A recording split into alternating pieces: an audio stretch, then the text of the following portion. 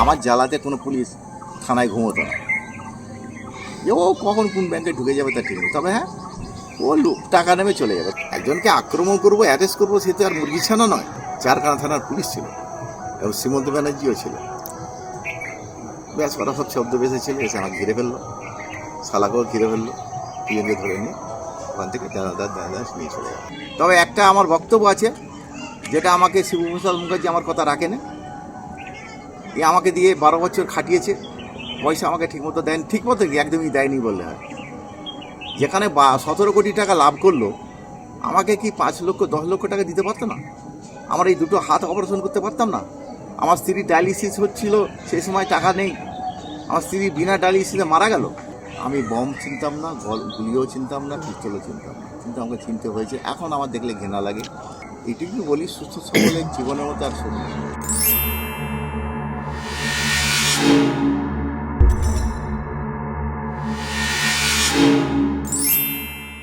তা এরকম কটা এরকম ডাকাতির ঘটনার পরে আপনি অ্যারেস্ট হয়েছিলেন?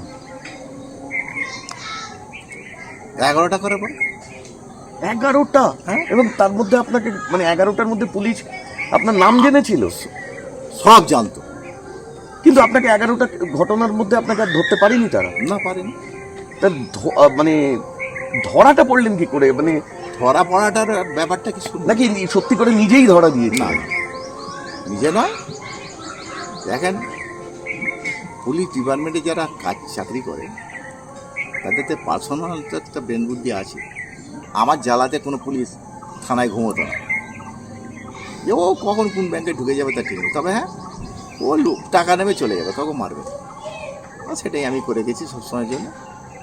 আমি এই ব্যাংক ডাকাতির টাকা দিয়ে পাঁচটা গরিবের মেয়ের বিয়ে দিয়েছি বিভিন্ন এলাকার। আমার ছোট সম্বন্ধে আর কি। তা ওর বুদ্ধির ভুলেতে ধরাটা পড়েছি। যখন আমি বোয়ালিয়া ব্যাংকে ডাকাতি করি, ওরা ডাকাতিটা দেখে না অবাক হয়ে গেছে। এই শালায় একটা ছেলে টাকা তুলে দাঁড়িয়ে আছে, তার টাকাটা নিল না, তাকে জিজ্ঞাসা করলো, কী রে টাকাটা কেন তুলছিস? বললো আমার কাকার মেয়ের বিয়ে আছে। তো একটা ছেলে কেড়ে নিয়েছিল টাকাটা। আমি বললাম ওর টাকাটা তো দিয়ে দে, ওর টাকাটা আমার নেওয়া যাবে না। ওর ভাইকে কাকার মেয়ের বিয়ে আছে, বোনের বিয়ে, বিয়েটা পণ্ডল হয়ে যাবে। তো আমার ছোট সম্বন্ধী বোয়ালি ডাকাতি করার পর উলুবেড়িয়া থানার আইসি শ্রীমন্ত ব্যানার্জি আমার বিভিন্ন আত্মীয় স্বজনের বাড়িতে রেড করে। আমার শ্বশুরবাড়ি গিয়ে জানতে পারে তার 3টে ছেলে। একটা ছেলে বাইরে থাকে আর 2টো ছেলে ওখানে থাকে। বাইরে কোথায় থাকে? মেটিয়াবাড়িতে থাকে। মেটিয়াবাড়িতে সে থাকে। তারপরে শুনলো যে মেটিয়াবাড়ি থাকতে থাকতে সে আমার জায়গায় একটা বাড়ি কিনেছে। কী করে? কিছু করে না, তাহলে সে বাড়িটা কিনলো কী করে? ওই জায়গাটা সন্দেহ হয়ে ওর কাছে উলুবেড়িয়া থানার একটা গুপ্তচর স্পাই সুরজ বলে একটা ছেলেটার নাম, ভূত বলে একটা ছেলে রেফারেন্সে ওর কাছে যায়। যে বলে এরকম ব্যাপার, এই ক্লাসটা কোথায় থাকে বলতে পারো? বললো কেন? না আমার হাতে একটা বড় কাজ আছে ডানকুনিতে। তো বললো না আমি তো জানিনি কোথা থাকে। এবারে মাঝে মাঝে ওর বাড়িটা দেখে নিয়ে ওই উলুবেড়িয়া স্পাইটা ওর বাড়িতে যাতায়াত করতে থাকে, ওর সঙ্গে বন্ধুত্ব করে। ওর সঙ্গে সিনেমা দেখেছে, একদিন ওর বাড়িতে থেকেছে। ও ঘেঁটিয়ে সমস্ত আমার ব্যাপারে জেনেছে, কথায় কথায় বলেও ফেলেছে। কোথায় থাকেন আপনার ঠিক? আমি ওর সঙ্গে একটা ব্যাংক ডাকাতি করিয়েছি, ওকে দিয়ে একটা ব্যাংক ডাকাতি করিয়েছি, সেই টাকা দিয়ে আমি এসে করি। এই যে কথাটা ওকে বলে ফেলেছি, তো ধরায় পড়ে গেছে, কিন্তু ওকে ধরা হয়নি। আপনাকে ধরা হয়েছে? না, ওকে ধরা হয়নি, ওকে তো সেই সময় ধরাই পড়ে গেছে। পুলিশের কাছে তো ধরা পড়ে গেছে, ওকে তখন তো ওকে তুলে নিতে পারে। ও চিন্তা করলো ওকে যদি তুলে নেওয়া যায় তাহলে এগুলো শব্দ করে যাবে, ওকে ধরা যাবে। তো ওকে ছেড়ে রেখে দিল। এবারে আমাকে ধরার জন্য ওকে ছেড়ে রেখে দিয়ে আমাকে দক্ষিণেশ্বর কালী মন্দিরে নিয়ে গেল। যে ওখানে আসো, ওখানেতে বসে আলোচনা হবে, ডানকুনিতে একটা ব্যাংক ডাকাতি করা হবে, যে ব্যাংক ডাকাতিতে 1 কোটি টাকা পাওয়া যেত। তো আমাকে ও দক্ষিণেশ্বর কালী মন্দিরে নিয়ে যাওয়ার পর আমি একটা হোটেলে বসে থাকি। এসপাই বলে যে হোটেলে বসলে হবে না, দক্ষিণেশ্বর কালী মন্দির ভেতরে ঢুকতে হবে। কারণ ওরা জানে তো ব্যাংক ডাকাতি কেউ যাইতেই ভাবলে হবে না, সে যাই হোক। তারপরে যদি কোনো শিক্ষিত ব্যাংক ডাকাত হয়। আবার সে তো ঠিক। তো এবারে আমাকে একটি কায়দা করে দক্ষিণেশ্বর কালী মন্দিরের ভেতরে ঢোকায়। ওখানে কিন্তু আমার স্ত্রীও ছিল। স্ত্রীকে দূরে রেখে আমি সবসময় কিন্তু সচেতন, মানে খুব চালাক তো, মানে আমার ওই ব্যাপারে আমি খুব চালাক। যদি বলে চালাক তাহলে ধরা পড়লে কী করে? আরে বাবা, অপরাধ করলে তো আইনে কাল ধরা পড়বো, সে তো আমি জানি। সেই জন্য তো মানে আপনি ওই মন্দিরের ভেতরে ঢোকার সময়ও ভাবতে পারেননি যে আপনি অ্যারেস্ট হতে চলেছেন? না না না, মনে সন্দেহ হয়েছে, আচ্ছা। কিন্তু সন্দেহটা ক্লিয়ার নয়। যখন ভিতরে ঢুকলাম, এবারে ইতস্তত বোধ করছে। আরে বাবা, একজনকে আক্রমণ করবো, অ্যারেস্ট করবো, সে তো আর মুরগি ছানা নয়। ঠিক। এবার 4খানা থানা ওখানে ছিল, 4খানা থানার পুলিশ ছিল এবং শ্রীমন্ত ব্যানার্জিও ছিল। ব্যাস ওরা সব শব্দ বেঁচেছিল, এসে আমাকে ঘিরে ফেললো, শালাকেও ঘিরে ফেললো, দুজনকে ধরে নিয়ে ওখান থেকে দাদা নিয়ে চলে গেল। আচ্ছা, তাহলে কি এই যে ধরা পড়লেন, সেখান থেকে যেটা আমাদের এবং আমাদের দর্শকদেরও জানার একটা আগ্রহ, সেই মানুষটার গায়ে এখন কালো কোট, সেই মানুষটা যে এই যে ট্রান্সফরমেশনটা যে এইটাই দস্যু কিন্তু রত্নাকর বাল্মীকি বাল্মীকি হলো, হলো কি করে? সেটা কি করে হলো, তার মানসিকতাটা কিভাবে হলো? এইবারে আসি, আমার টাইটেল ছিল সরকার, এক্লাস সরকার। এই সরকার ফ্যামিলিটা সারা জীবন ধরে এরা কোর্ট কাছারি, হ্যাঁ, জায়গায় জমি এই নিয়ে মামলা এই সমস্ত করেছে এবং এরা কোর্ট কাছারিতে কাজ করেছে। আমি সেই ফ্যামিলির ছেলে, যার ফলে আমার এই কোর্টের কাজটা করা খুব সহজ হয়েছে। আমার বাইরের জগতে ক্লাস 8, আমি যখন জেল কাস্টিতে হই আর সেই জেলে যাই, জেলে যাওয়ার পরে আমাকে জেলা সাহেব নজরুল সাহেব আমাকে দেখে, এই দুটো হাতের এই অবস্থা। এই আচ্ছা, আপনার এই দুটো হাত কি ওই হ্যাঁ, ওই তো ওই ঘটনায় সিনেমায় দেখি, ঘটনায় যেভাবে সিনেমায় বোম সেটা বাঁধতে গিয়ে? সিনেমা সেটা দেখানো হয়েছে। আচ্ছা, হুম। তো কথা হচ্ছে কি যে নজরুল সাহেব আমাকে দেখে যে দুটো হাতের এই অবস্থা, কে কি করে রোভারি করতে পারে, ডাকাতি করতে পারে, সন্দেহ।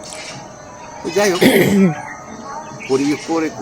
কিছু করেই হোক, চাই এমনিভাবে হোক, লোকটা প্রতিবন্ধী। তো জেলা সাহেব আমাকে করলো কি, একটা নামাজ ফাইল বলে একটা জায়গা জেলের মধ্যে থাকে, আচ্ছা, সেখানে শুধু নামাজিরাই থাকে। উনি নিজে আমাকে ওখান থেকে জেলের ভিতর থেকে নিয়ে গিয়ে সেই নামাজ ফাইলতে দিয়ে প্রত্যেকটা নামাজিকে বলে দিল যে ভাই, একটা অসহায় লোককে এখানে এনে দিয়ে গেছে তোমাদের হিল্লায়, তোমরা এই চান টানগুলো করিয়ে দিও, এদের খাবার টাবার বয়ে দিও, আর তোমাদের কাছে রেট দিয়ে যাবে, তোমরা এখানে দেখলাম করো। নামাজি লোকেরা অতি ভদ্র হয়। যাই হোক, তারা সব বড় বড় কেস করে এসেছে, কেউ মার্ডার করে এসছে, কেউ রেপ করে এসছে, যেই করেই আসুক। জেলে যখন যায় নিজেকে সংশোধন করার জন্য যায়, কেউ সংশোধন হয়ে যায়। যদি ব্লাড কানেকশান ভালো থাকে সে সংশোধন হয়, আর ব্লাড কানেকশান ভালো না থাকলে আরও খারাপ হয়। তো আমার ব্লাড কানেকশান তো ভালো ছিল। আমি ওদের কাছে গিয়ে যখন ওখানে গিয়ে উপস্থিত হই, তখন ওরা আমাকে বলে যে তুমি তো মুসলমান, তুমি কি কলমা জানো? আমি বলি হ্যাঁ, 2-1টা জানি। না, 2-1টা জানলাম, সব শিখতে হবে। তুমি কাল থেকে কায়দা ধরো, আলিফ বে থেকে শুরু করো। আমি আলিফ বে থেকে শুরু করে 1-3 দিনে শেষ করে দিয়েছি। আমপারা 1 সপ্তাহের মধ্যে আমপারা শেষ। কোরআন শরীফ 15 দিনের মধ্যে কোরআন শরীফ। এরা তো দেখে অবাক হয়ে যাচ্ছে, এই কী ব্যাপার, এত সময় লাগে, এত তাড়াতাড়ি করে কী করে? ওখানে থেকে যখন আরবি হয়ে গেল, উর্দু, সংস্কৃত। আমি জেলা সাহেবকে বললাম, স্যার আমার লেখাপড়া করার ইচ্ছা। কী লেখাপড়া করবে? জেলের মধ্যে কিন্তু লেখাপড়া করা যায়, যার যদি ইচ্ছা থাকে। শুরু করে দিলাম। মাস্টার, বাইরে থেকে মাস্টার নিয়ে এসে, এনজিওর লোক নিয়ে এসে আমাকে শুরু করলো। আমি স্যার আমি ল পড়ব, আইন সম্পর্কে আমাকে জানতে হবে, কারণ এই আইনের জায়গায় আমি ছিলাম না বলে আজকে মিথ্যা মামলা দিয়েছি, আমি কিছু কাউকে কিছু করতে পারিনি। আমি এরকমভাবে নিজেকে তৈরি করতে চাই স্যার, যে বাইরের জগতে যেন আমি আচ্ছা পুলিশের অফিসারদের ফোনে জল ভরতে পারি, এরকমভাবে আমাকে তৈরি হতে হবে। তো আমি শুরু করে দিই। আমাকে জেলা সাহেব প্রচুর পরিমাণে আমাকে হেল্প করলো, সাহায্য করলো। খাতা পেন্সিল যা লেগেছে সব, বাইরে থেকে বড় বড় উকিলকে ডেকে নিয়েছে, কীভাবে কেস ফাইল করবে। নসিব আমার ভালো, জেলের মধ্যে একটা উকিল সাহেব জেলের মধ্যে ঢোকে, নাম হচ্ছে জয়ন্ত নারায়ণ চ্যাটার্জি, যেটা যে লোক ভদ্রলোকের আমার কাছে, সে আমার কাছে ফেরেস্তা। জয়ন্ত নারায়ণ চ্যাটার্জি আমাকে দেখে, আমাকে জিজ্ঞাসা করে, তো তুমি কী কেসে আছো ভাই? আমি বলি, স্যার আমি আমি ডাকাতি কেসে আছি। বলছো কী ধারা দিয়েছে? 395, 397, 25, 27 আর্মস অ্যাক্ট। বলে সর্বনাশ, তুমি কোন হাত দিয়ে ডাকাতি করছো, কোন হাত দিয়ে পিস্তল ধরেছো? আলে আমি জানি। ঠিক আছে, কোনো ব্যাপার নেই, আপনার সমস্ত কাগজ দেন। কাগজপত্র যা জীবন ফাইন যা ছিল সব দিয়ে দিলাম। দিয়ে বললো কোনো চিন্তা নেই, আমি আছি আপনার জন্য। বলে জয়ন্ত নারায়ণ চ্যাটার্জি করলো কি, আমাকে হাইকোর্টে জেল থেকে নিয়ে গিয়ে কাঠগড়ায় দাঁড় করিয়ে দিয়ে, তখন জাস্টিস ছিলেন, আমগুলো ভুলে গেছি, অনেকদিন আগে তো।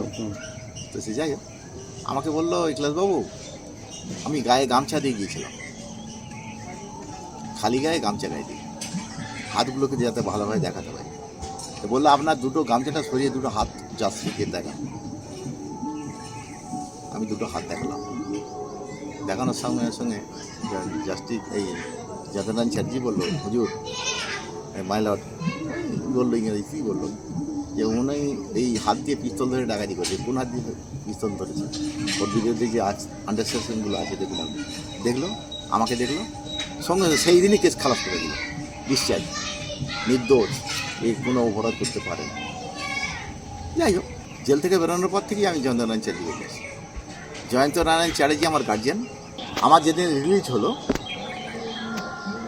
নজরুল সাহেব, জেলার নজরুল সাহেব আমার নতুন একটা কোরআন শরীফ কিনে গেটের কাছে দাঁড়িয়েছিল। দেখলাম নজরুল সাহেব আমার দিকে তাকিয়ে চোখ মুছছিল। আমাকে খুব ভালোবাসতো, আমাকে বাবা বলতো, কাকা বলতো না, বাবা বলতো। তা আমার হাতে কোরআন শরীফটা দিয়ে বললো, ইকলাসবাবু আপনি এই কোরআন শরীফটা বুকে নেন, নিয়ে জেল থেকে যখন বেরোবেন 3 বার বলুন যে হে আল্লাহ, আমি জেল থেকে বেরোচ্ছি নি, আমি মায়ের পেট থেকে বেরোচ্ছি, নতুন জন্ম হলো। আমি ওই কথাগুলি বলি জেল থেকে বেরিয়েছিলাম। না, এই যে বহুরূপীর যখন আপনার কাছে প্রথম প্রস্তাব আসে যে আপনার জীবনের উপর সিনেমা করতে চলেছে, তো তখন আপনার কিরকম মনে হয়? এই তো আমি কি বলবো, ভালো হয়েছে কি খারাপ হয়েছে সে সাধারণ লোক বলবে, সাধারণ লোক বলবে, কিন্তু এর থেকে আরো ভালো একটা সিনেমা আমি করবো, আমি হিস্ট্রি দেবো, এবং প্রডিউসার যেন যদি ভালো পাই। তবে একটা আমার বক্তব্য আছে, যেটা আমাকে শিবপ্রসাদ মুখার্জি আমার কথা রাখেন। এ আমাকে দিয়ে 12 বছর খাটিয়েছে, পয়সা আমাকে ঠিকমতো দেন, ঠিকমতো কি একদমই দেয়নি বললে হয়। যেখানে 17 কোটি টাকা লাভ করলো, আমাকে কি 5 লক্ষ 10 লক্ষ টাকা দিতে পারতো না? আমার এই দুটো হাত অপারেশন করতে পারতাম না? আমার স্ত্রী ডায়ালিসিস হচ্ছিল, সেই সময় টাকা নেই, আমার স্ত্রী বিনা ডায়ালিসিসে মারা গেল। এই সিনেমা করে লাভটা কি? কেন আমি জীবনীটা দিতে গেলাম? আজকে আমি সব পাবলিকের সামনে হাজির হচ্ছি, তারা তো নিশ্চয়ই আমার জীবনের ব্যথাটা ওই সিনেমা থেকে বুঝেছে। নিশ্চয়ই। এই ক্লাস কি ডাকাত ছিল?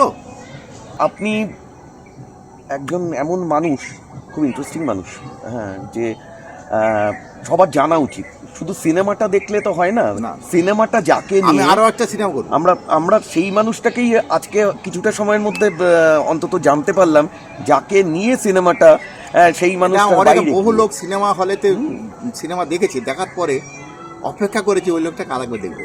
ঠিক, তো সেই জন্য আমি ওর কাছে এসেছি।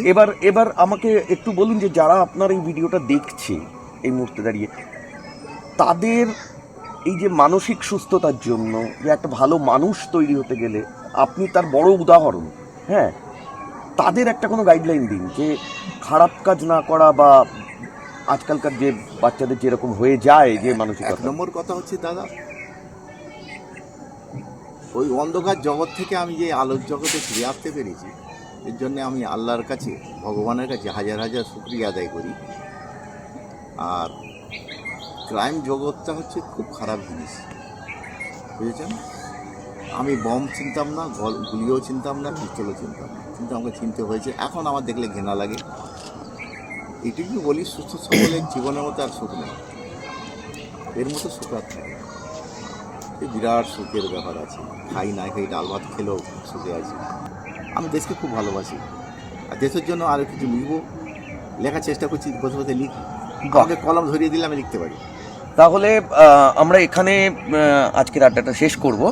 তাহলে আমরা অপেক্ষা করব এই বহুরূপীর মতো বোধহয় আরও কোনো ছবি ওনার জীবনের উপর, সবটা আমরা এখানে করলাম না, এক্সপ্লোর করলাম না, সেটা কিছুটা থাক, আবার কিছু পর্দার জন্য কিছু থাক তোলা, তারপরে আমরা আবার একটা সময় পেলে আবার ওনার মুখোমুখি হবো। ভালো থাকবেন, নমস্কার। লাইক ও সাবস্ক্রাইব করার পাশাপাশি বেল আইকনটি প্রেস করতে ভুলবেন না। ওয়েল টক, টকিং ওয়েলনেস।